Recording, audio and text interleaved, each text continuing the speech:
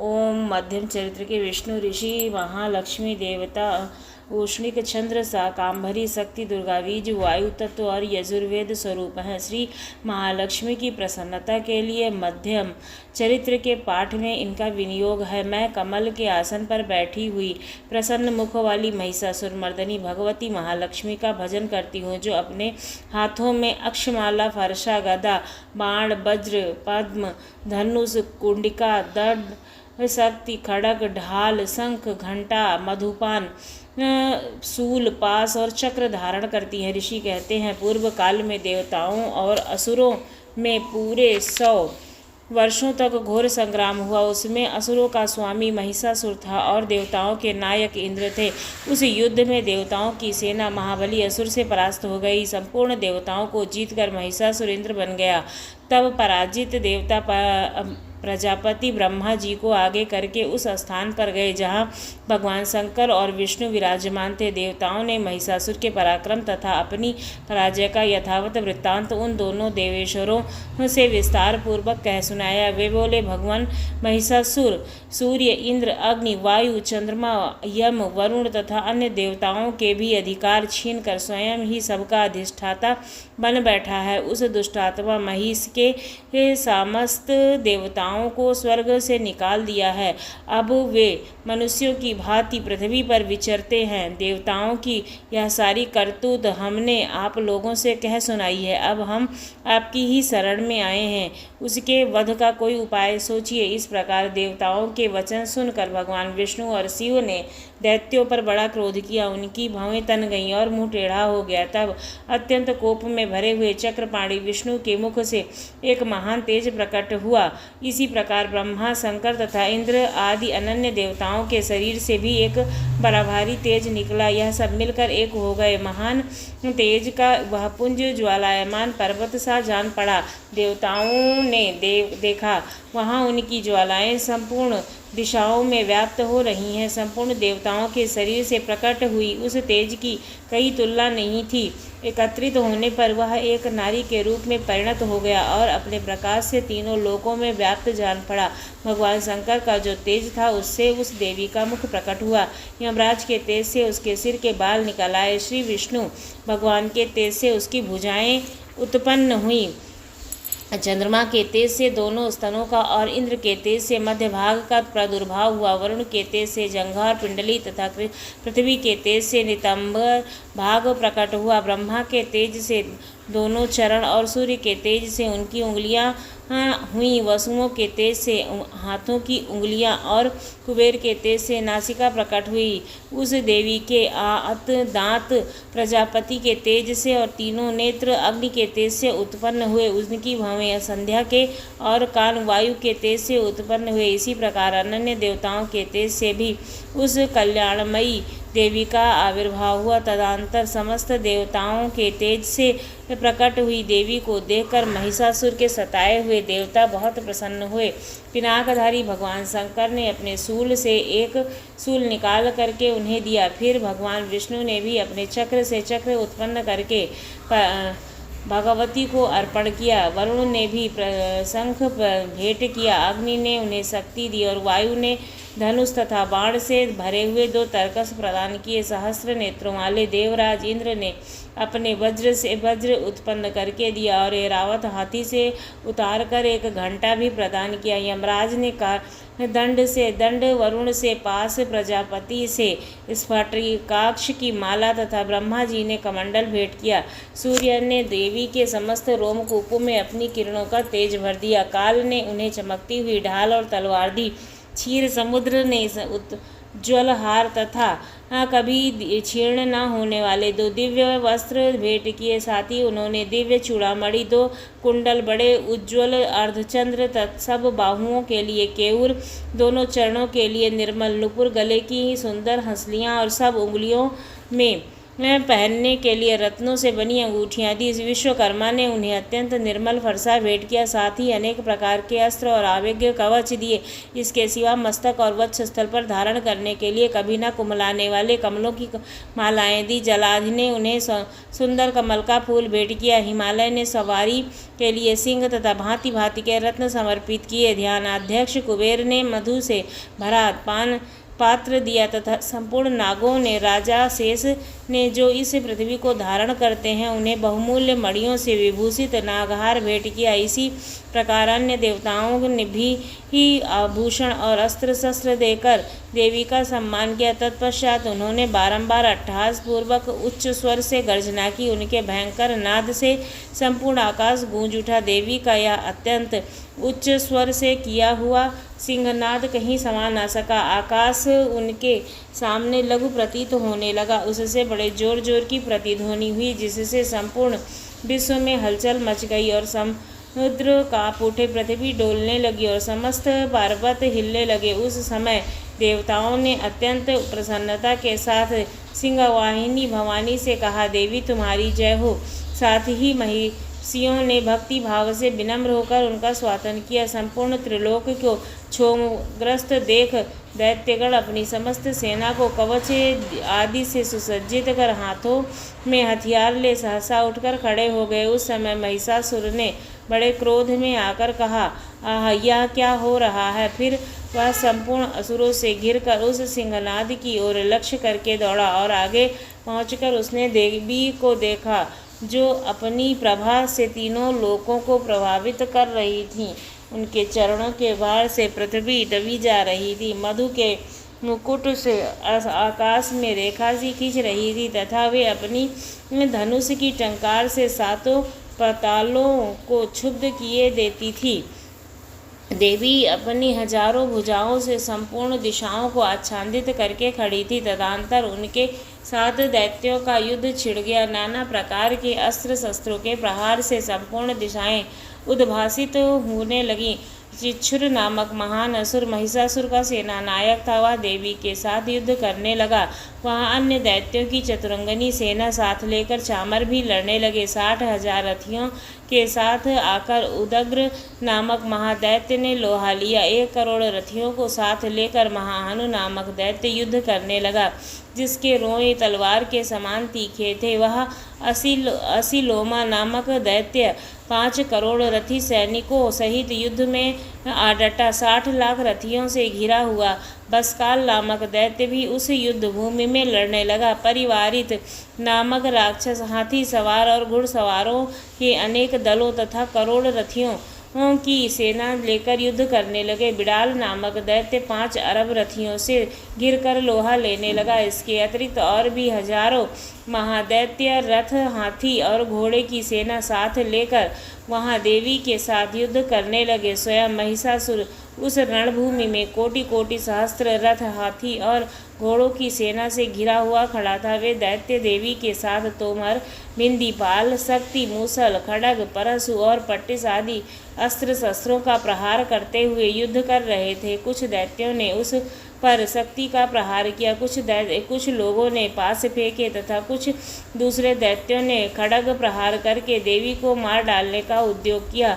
देवी ने भी क्रोध में भरकर खेल खेल में ही अपने अस्त्र शस्त्रों की वर्षा करके दैत्यों के वे समस्त अस्त्र शस्त्र काट डाले। उनके मुख पर परिशर तथा थकावट का रंच मात्र भी चिन्ह नहीं था। देवता और ऋषि उनकी स्तुति करते थे। वे भगवती परमेश्वरी दैत्यों के शरीरों पर अस्त्र शस्त्रों की वर्षा करती थी। देवी का वाहन सिंह ही क्रोध में भरकर गर्दन के बालों को हिलाता हुआ असुरों की सेना में इस प्रकार विचरने लगा, मानो वनों के दानव दल फैल रहा हो।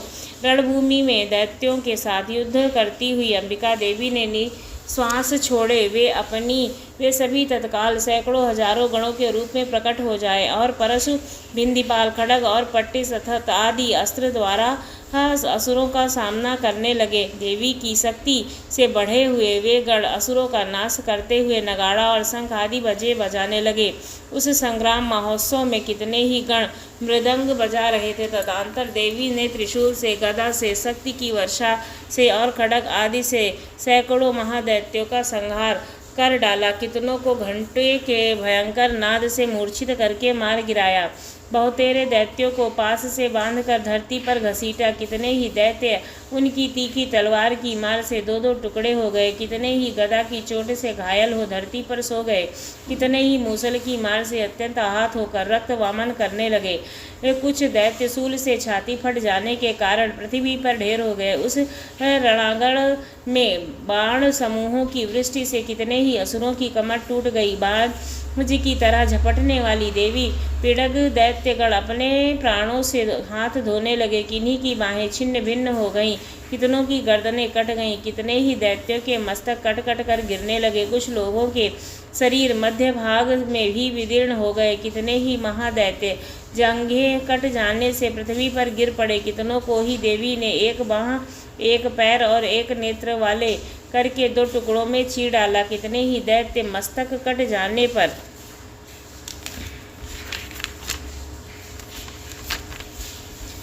गिरकर फिर उठ जाते और केवल धनुष के ही रूप में अच्छे अच्छे हथियार हाथ में ले देवी के साथ युद्ध करने लगते। दूसरे कबंध युद्ध के बाज की लय पर नाचते, कितने ही बिना सिर के धड़ हाथों में खड़ग शक्ति और दृष्टि लिए दौड़ते थे तथा दूसरे दूसरे महादैत्य ठहरो ठहरो या कहते हुए देवी से युद्ध के लिए ललकारते थे। यहाँ पर वह घोर संग्राम हुआ। वहाँ की धरती देवी के गिराए हुए रथ, हाथी, घोड़े और असुरों की लाशों से ऐसी पट गई कि वहाँ चलना फिरना असंभव हो गया था। दैत्यों की सेना में हाथी, घोड़े और असुरों के शरीर से इतनी अधिक मात्रा में रक्तपात हुआ कि थोड़ी ही देर में वहाँ खून की बड़ी बड़ी नदियाँ बहने लगी। जगदम्बा ने असुरों की विशाल सेना को क्षण भर में नष्ट कर दिया, ठीक उसी तरह जैसे तृण और काठ से भारी ढेर को आग कुछ ही क्षणों में भस्म कर देती है।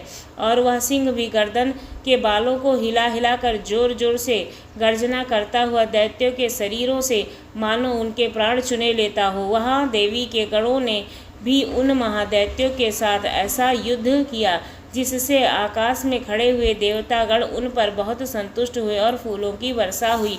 इस प्रकार मार्कंडेय पुराण का यह दूसरा अध्याय महिषासुर की सेना का वध खत्म होता है। जय माता जी। आइए तीसरा अध्याय। जगदम्बा के श्री अंगों की कांति उदय काल के शस्त्रों सूर्य के समान है। वे लाल रंग की रेशमी साड़ी पहने हुए हैं। उनके गले में मुंडमाला शोभा पा रही है। दोनों स्तनों पर रक्त चंदन का लेप लगा है। वे अपने कर कमलों में जप, मालिका, विद्या और अभय तथा वर नामक मुद्राएं धारण किए हुए हैं। 3 नेत्रों से सुशोभित मुखार विघ्न की बड़ी शोभा हो रही है। उनके मस्तक पर चंद्रमा के साथ ही रत्नमय मुकुट बंधा है तथा वे कमल के आसन पर विराजमान है। ऐसी देवी को मैं शक्ति पूर्वक प्रणाम करती हूँ। ऋषि कहते हैं, दैत्यों की सेना को इस प्रकार तहस नहस होते देख महादैत्य सेनापति चिच्छुर क्रोध से भरकर अंबिका देवी से युद्ध करने के लिए आगे बढ़ा।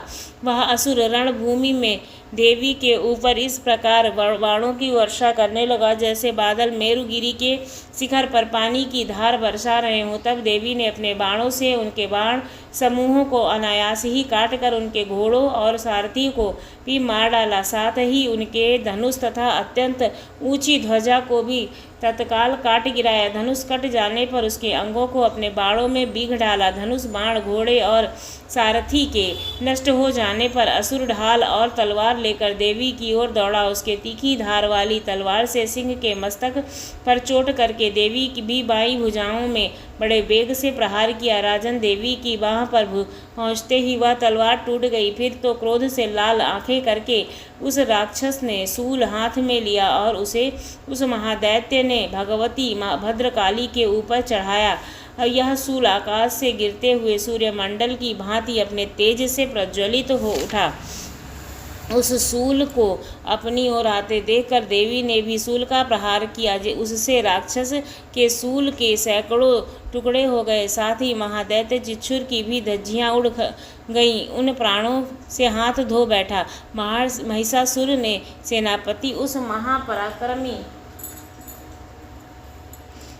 चिच्छुर के मारे जाने पर देवताओं को पीड़ा होने लगी। चामर हाथी पर चढ़कर आया, उसने भी देवी के ऊपर शक्ति का प्रहार किया, किंतु जगदम्बा ने उसे अपने हुंकार से ही आहत और निष्प्रभाव करके तत्काल पृथ्वी पर गिरा दिया। शक्ति टूटकर गिरी हुई देख चामर को बड़ा ही क्रोध हुआ। अब उसने शूल उठाया, किंतु देवी ने उसे भी अपने बाणों द्वारा काट डाला। इतने में ही देवी का सिंह उछलकर हाथी के मस्तक पर चढ़कर बैठा और उस दैत्य के साथ खूब जोर लगाकर बाहुयुद्ध करने लगा। वे दोनों लड़ते लड़ते हाथी से पृथ्वी पर आ गए और अत्यंत क्रोध में भरकर एक दूसरे पर बड़े भयंकर प्रहार करते हुए लड़ने लगे। तदंतर सिंह बड़े वेग से आकाश की ओर उछला और उधर से गिरते समय उसके पंजों की मार से चामर का सिंह धड़ से अलग कर दिया।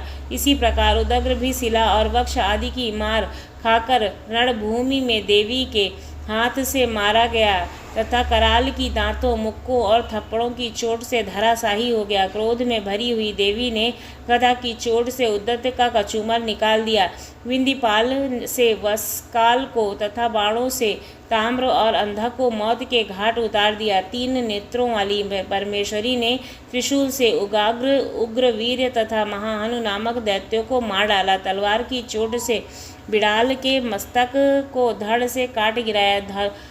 दुर्धर और दुर्मुख इन दोनों को भी अपने बाणों से यमलोक भेज दिया। इस प्रकार अपनी सेना का संहार होता देख महिषासुर ने भैंसे का रूप धारण करके देवी के गढ़ों को त्रास देना आरंभ किया। किन्हीं को थूथन से मारकर, किन्हीं को ऊपर खुरों का प्रहार करके, किन्हीं को पूंछ से चोट पहुंचाकर, कुछ को सिंहों से विदीर्ण करके, कुछ गणों को वेग से, किन्हीं को सिंहनाद से, कुछ को चक्कर देकर और कितनों को निश्वास वायु के से छोड़ करके धराशाही कर दिया। इस प्रकार गणों की सेना को गिराकर वह असुर महादेवी के सिंह को मारने के लिए झपटा। इससे जगदम्बा को बड़ा ही क्रोध आया। उधर महापराक्रमी महिषासुर भी क्रोध में भरकर धरती के खुर से खोदने लगा तथा अपने सिंहों से ऊंचे ऊंचे पर्वतों को उठाकर फेंकने लगा और गरजने लगा। उसके वेग से चक्कर देने के कारण पृथ्वी क्षुब्ध होकर फटने लगी।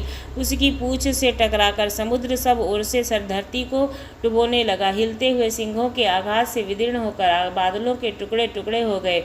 उनके श्वास की प्रचंड वायु के वेग से उड़े हुए सैकड़ों पर्वत आकाश में गिरने लगे। इस प्रकार क्रोध में भरे हुए उस महादैत्य को अपनी ओर आते देखकर चंडिका ने उसका वध करने के लिए महान क्रोध किया। उन्होंने पास फेंक कर उस महान असुर को बांध लिया। उस महासंग्राम के में बंध जाने पर उसके भैंसे का रूप त्याग दिया और तत्काल सिंह के रूप में वह प्रकट हुआ। उस अवस्था में जगदम्बा ज्यों ही उसका मस्तक काटने के लिए उद्यत हुई, त्यों ही वह खड्गधारी पुरुष के रूप में दिखाई देने लगा। तब देवी ने तुरंत ही बाणों की वर्षा करके ढाल और तलवार के साथ उस पुरुष को भी बीघ डाला। इतने में ही वह महान गजराज के रूप में परिणत हो गया तथा उसकी सूंड से देवी के विशाल सिंह को खींचने और गर्जने लगी। खींचते समय देवी ने तलवार से उसकी सूंड काट डाली। तब उस महादैत्य ने पुनः भैंसे का शरीर धारण कर लिया और पहले की भांति चराचर प्राणियों सहित तीनों लोकों को व्याकुल करने लगा। तब क्रोध में भरी हुई जगदम्बा चंडिका बारंबार उत्तम मधु का पान करने लगी और लाल आंखें करके हंसने लगी। उधर बल और पराक्रम के मद से उन्मत्त हुआ राक्षस गर्जने लगा और अपने सिंगों से चंडी के ऊपर पर्वतों को फेंकने लगा। उस समय देवी अपने बाणों के समूहों से उनके फेंके हुए पर्वतों को चूर करती हुई बोली। बोलते समय उनका मुख मधु के मद से लाल हो गया था और वाणी लड़खड़ा रही थी। देवी ने कहा, ओ मूढ़, मैं जब मधु पीती हूँ तब तक तू क्षण भर के लिए खूब गरज ले। मेरे हाथ में यही तेरी मृत्यु हो जाने पर अब शीघ्र ही देवता भी गरजेंगे। ऋषि कहते हैं, यों कहकर देवी उछली और उस महादैत्य के ऊपर चढ़ गई। फिर अपने पैर से उसे दबाकर उन्होंने शूल से उसके कंठ में आघात किया। उसके पैरों में दबा होने पर भी महिषासुर अपने मुख से दूसरे रूप में बाहर होने लगा। अभी आधे शरीर से ही वह बाहर निकलने पाया था कि देवी ने अपने प्रभाव से उसे रोक दिया। आधा निकला होने पर भी वह महादैत्य देवी से युद्ध करता रहा। तब देवी ने बहुत ही तलवार से उसका मस्तक काट गिराया।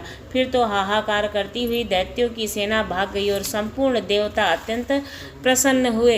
इस प्रकार से देवी पुराण का यह 3रा अध्याय समाप्त होता है। देवताओं के दिव्य महर्षियों के साथ दुर्गा देवी का स्वातन किया। गंधर्वराज गाने लगे और अप्सराएं नृत्य करने लगी। जय देवी मैया।